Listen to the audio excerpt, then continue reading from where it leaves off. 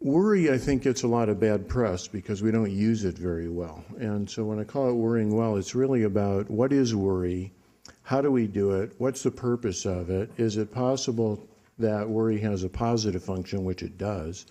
Worry basically is an adaptive function. It's something that allows us to go over and over something in our minds in an attempt to solve a problem or resolve a situation. So I think that that's the adaptive. You know, we humans have been born with faculties in our brain that, as far as we know, don't belong to any other creature on Earth.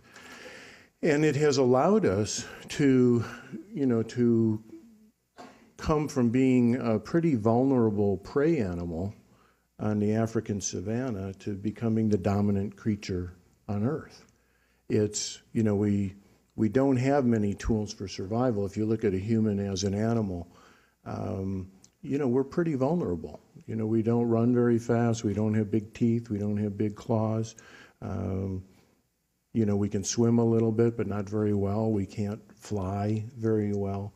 So out there, without a lot of technology and on the African savanna, we are meat, basically.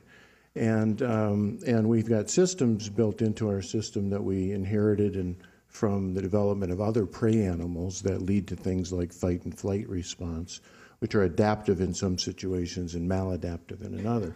But one of the things one of the qualities that we've developed or one of the mental abilities and functions is imagination. I could really make a strong case that imagination is one of the key things, and maybe the key mental faculty that separates the human from all other forms of life. Imagination lets us remember things from the past. It lets us project things into the future and think about how things would be in the future if you did something this way or that way.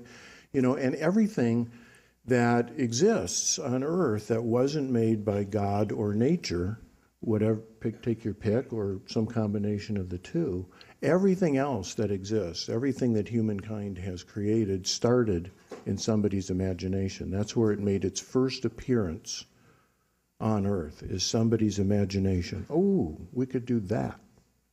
Could make it round, it'll roll. We could chip these, they noticed that two rocks chipping together makes fire, and they figured out a way to do that. So imagination, you could make a case that outside of God or nature, that the human imagination is the most powerful force on Earth. And the thing is, very few of us have ever really been taught how to use it.